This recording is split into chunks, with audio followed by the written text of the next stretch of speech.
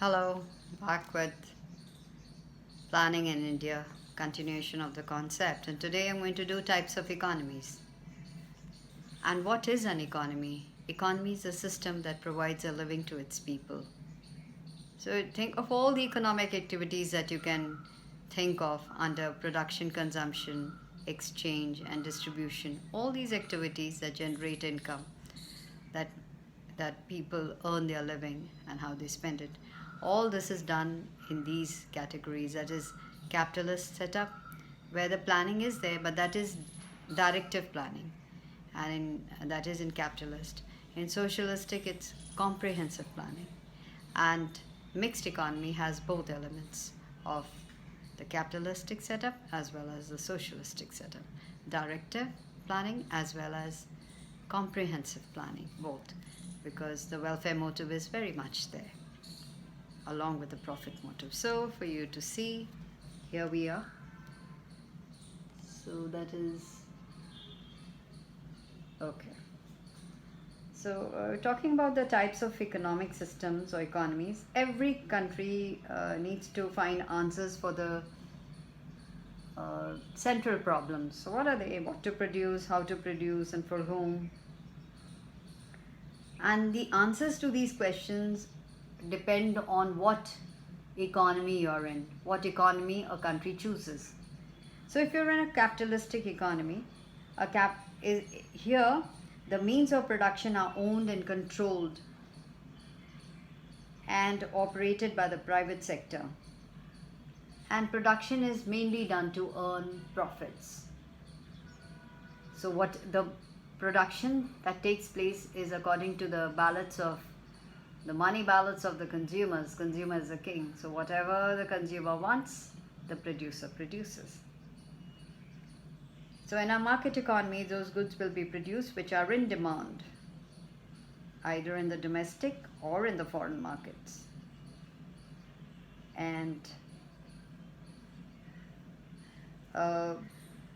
it's the produced goods are distributed among people on the basis of their purchasing power and not on their needs.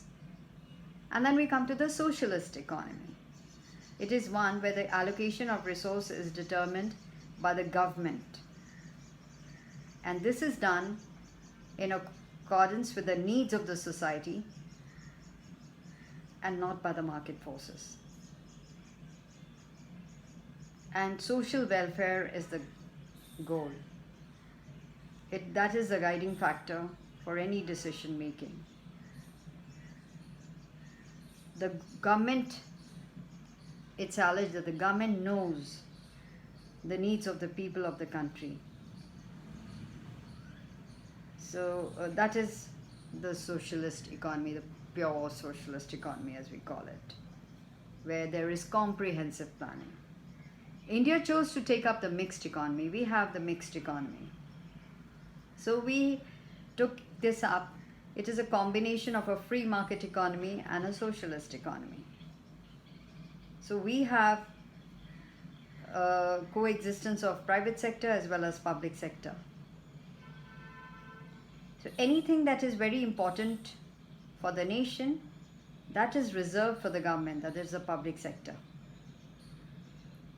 And because we are a democratic nation, we allow a free play of market forces too. So the private sector is also there. And because there are certain areas where the market fails. Say, for example, the market fails to provide essential goods and services like health, education, and that is when the government steps in for the welfare of all. So India adopted the mixed economy for reasons, as we've just seen.